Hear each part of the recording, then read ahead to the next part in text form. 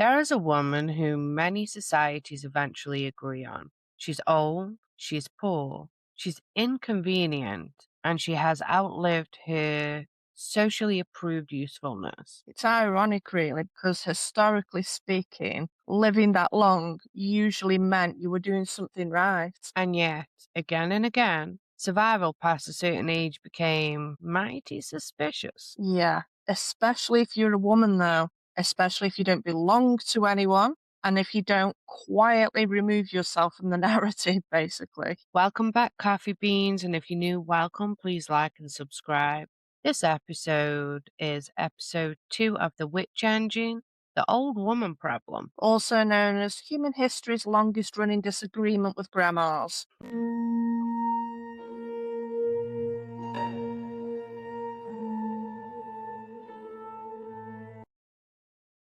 Before courts, before formal law, before anyone was writing trial transcripts, there were stories.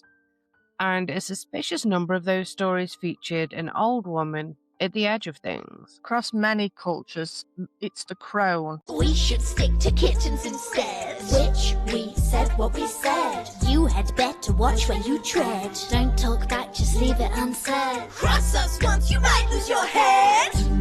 With a mother, with a maiden and the crone undercover. Take a look, you'll discover. Once you're tangled in our web, you won't recover. Double, double, we can watch a fire burn, cauldron bubble. Close your eyes, don't struggle. You'll regret the day you gave a goddess trouble. So she'll appear as a healer, a midwife, a keeper of endings. You know, due to the long life, a woman who understands death without panicking about it. She lives at the edge of the boundaries, so villages, the edge of the village, forest, crossroads, which is fine until society gets nervous. This is important. She is not automatically evil. God knows she's complex, she's necessary and sometimes frightening, but not criminal. She isn't a criminal. Let's be careful here. Not every ancient society revered old women. Historically, history is messier than that. Yeah, however, though, many societies did value age, including female age, because if you lived long enough to become old, you knew things that helped people survive. We do not have retirement homes in this beautiful African village. And do you know how we manage to take care of old people here?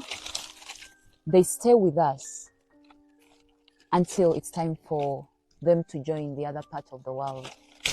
And how do we do that? When these people still had energy in their hands and their legs, they took care of so many people. And that's why I always elaborate community as a very big thing here in this village. So you take care of children, you take care of your children's children, and then later in old age, this comes back to you because you may not be actually taking care of someone you took care of, but their child will help take care of you. So the old people stay with us in the same compound where we have to see them every single morning because they are at an age where they are not as active as before, but they are still very, very, very beneficial to the society and the surrounding because they have the most beautiful stories. They have the most rich wisdom. In many contexts, older women often held knowledge of childbirth and infant survival, medicinal and toxic plants, seasonal and environmental memory, and ritual knowledge around death. Anthropologists even have a term for it. It's the grandmother effect. Post-reproductive lifespan allows older females to stop worrying about their own babies and instead help care for the next generation of humans and improve their odds of survival. In other words, instead of investing in their own reproductive success and passing on half of their genes, grandmas invest in the reproductive success of their daughters, which, hey, still passes on some of the grandmother's genes. In the 1980s, an anthropologist named Kristen Hawkes was observing the foraging habits of the Hadza, tribe of hunter-gatherers in Tanzania. Post-reproductive women spent more time foraging and collected more hard-to-get food than young females of childbearing age. That's right, Granny always knows where the snacks are, right? More food improves kids' chances of surviving to maturity and having kids of their own. That's a win for evolutionary fitness. Maybe you're thinking, well, couldn't females do all of this while remaining fertile? Nice. You're thinking, I like that. But there's ways that living past your reproductive years could make this easier. First, you're not juggling the extra caretaking work while caring for your own babies. And since your baby years are behind you, there's no need to compete with younger females for partners. Not to mention that pregnancy gets increasingly risky as females get older. So having a long post-reproductive lifespan could translate to evolutionary benefits, from healthier babies to longer lives and better health for your tribe members. And scientists have actually seen some of these benefits in the real world in other species where females have long post-reproductive lifespans. In toothed whales like orcas, grandmothers care for their grand whales by sharing food and knowledge. One study found that calves were more than 4 times more likely to die in the 2 years after their grandmothers passed away. So yeah, females living past their reproductive years can have big benefits for their species. Because older women can measurably improve child survival in some societies. Not mystical, just useful. Our mythical traditions sometimes preserve this role, not as evidence, but as cultural memory. Yeah, like the Kaliak. I don't know if I'm saying that right. Please correct me if I'm wrong. Hi, Leech. Please correct me if I'm wrong. So they govern winter and landscape. Then there's the Norns who've been spin fate, which is, I believe, older than the gods, and Spider Woman, who teaches survival and craft. Spider Woman. Who came before Spider-Man? Mm-hmm. A woman came first. These figures don't cause chaos. They regulate it. They do. They manage cycles, so birth, scarcity, death, renewal, which is very different from secretly ruining your neighbour's life. Archaeology doesn't give us a neat answer. It gives us fragments. In some contexts, those fragments suggest that older women were buried with care or ritual goods, figurines depicting age rather than eternal youth. And there is evidence that elder statues could matter socially. This doesn't mean all elderly women were honoured, though. No, but it does complicate the idea that they were always disposable. So, where respected, the Crone represented 3 things. 1 was continuity, so memory across generations. 2 was liminality, so standing between life and death without pretending that's comfortable. And 3, authority without armies, basically. Which history famously does not love. Crone doesn't fall from grace. She's pushed. Yeah. The push comes when power reorganizes itself. As societies become more stratified and property-based, ownership becomes contested. Memory becomes inconvenient. Dependency becomes visible. So older women increasingly start to appear as dependents, property bottlenecks, and unfortunately, people who remember how things used to be. This isn't farming caused witch hunt. It's a stratification that made certain people much easier targets. So as religion and law centralise, authority then becomes codified, it becomes an institutional and increasingly more male. The Crone often keeps influence but loses permission. And unsanctioned influence is how you end up being suspicious. Let's look at documented event. Pendle, Lancashire, 1612. Old girl accused her mother of witchcraft, sending her family to the gallows. Today we're in Pendle in Lancashire, home to one of the most famous and horrific witch trials in history. After the Reformation, religious rivalries between Catholics and Protestants were rife. The publishing of James I's book, Demonology, and his notorious fear of witches set the scene for the terrifying and cruel events that took place here. 12 people were accused of witchcraft as the result of several murders in the area. Women were accused of communing with the devil, and 9-year-old Janet Device even testified against her own mother, claiming that she transformed into the likeness of a black dog and spoke ominous incantations with Satan himself. At the time, women that were seen as troublemakers, too loud, too opinionated, could be accused of witchcraft for any reason. Although men and women were accused, this was largely a misogynistic agenda in Britain. One of the accused was a wealthy woman called Alice Nutter. Her crimes? She supposedly killed a man and was seen attending a witches' coven held on Good Friday that year. Throughout her trial at Lancaster Castle, Alice fervently proclaimed her innocence, claiming no association with witchcraft. Alice was even denied her right to a lawyer and was prevented from calling witnesses. Despite her desperate attempts, She was finally convicted and hanged at Gallows Hill on the 20th of August, 1612. in total, 10 out of the 12 accused were found guilty and executed by hanging. One was found not guilty, and the other died whilst awaiting trial. A period of religious tension, poverty, and intense social surveillance. Yeah, so we will be visiting Pendle and doing a whole episode on that at some point. So make sure you keep tuning in. But yeah, in Yes. Pendle, yeah, I can't wait to go there. We'll go Pendle Hill. But at the centre of it was Elizabeth Southerns, known locally as Old Demdike, which already isn't a neutral nickname, is it? No. She was elderly, poor, and widely believed to be a very, very cunning woman. Which meant folklore has already written her part. We know how that goes. Unfortunately, she actually dies in prison before her trial. So, not acquitted, not convicted, just removed. Very convenient. That's heartbreaking. In parts of India, accusations of Dayan. I'll add it here. Dayan. Dayan. The Dayan witches. In part of India, accusations of Dayan witches still occur today. Particularly in some rural communities. You often find that though, don't you?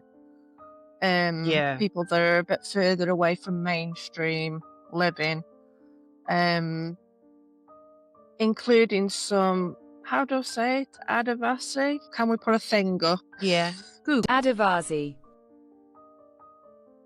Adivasi. Google. Thank Apologies. you.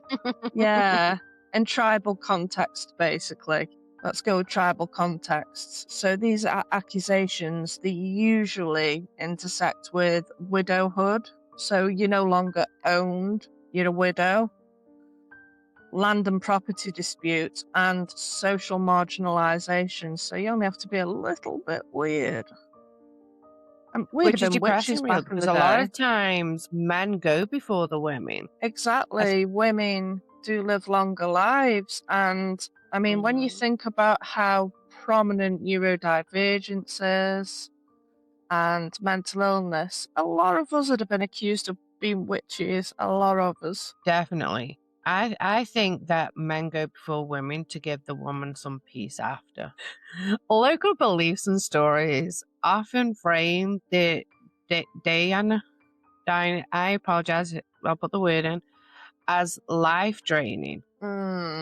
The Washington Post did a really great job in detailing this story. In fact, they noticed that from 2000 to 2012, as many as 2,500 women were tortured and murdered after they were accused of sorcery.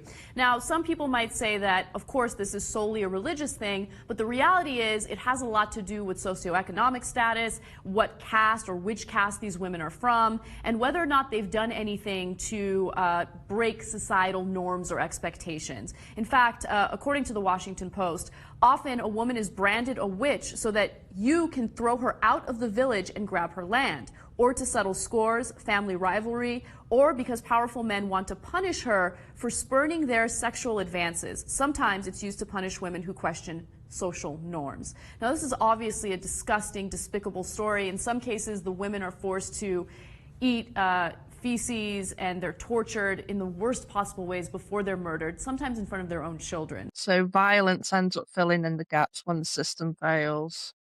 It's story as Exactly. old as time. Right, since caveman time, right?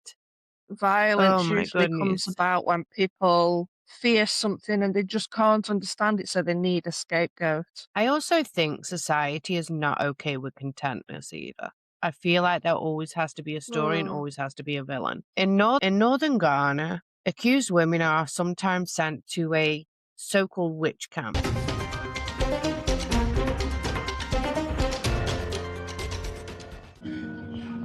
They're known as the witches, and there are 113 of them living in this camp in northern Ghana. These women, shunned by society and cut off by their families, were forced to live here with no financial resources after they were accused of witchcraft. Asia Fushani's own personal hell began 6 months ago when men surrounded her house one morning.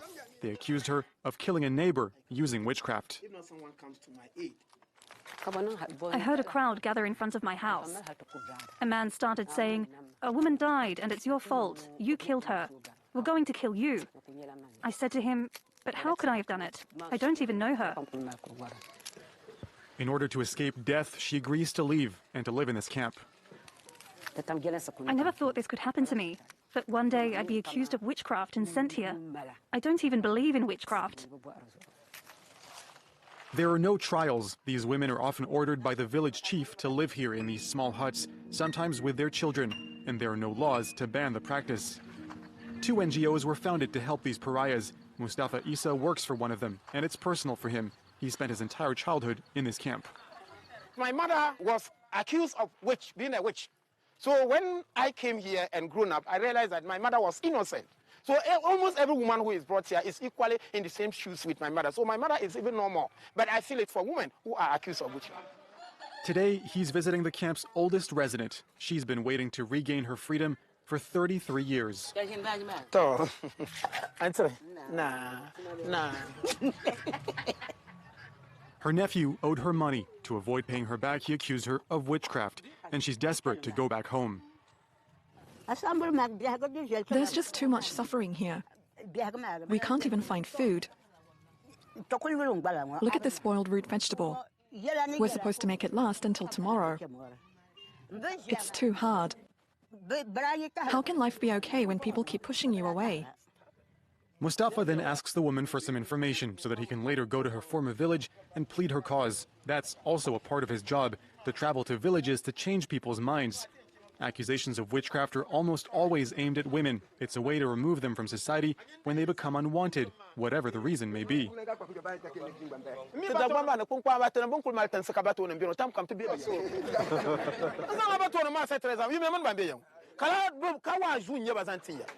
Three-quarters of Ghana's population believes in witchcraft, making the task daunting.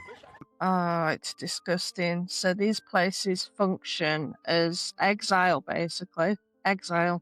They're often framed as protection from mob violence. So they're protecting the witch. Yeah, conveniently. Residents are overwhelmingly women.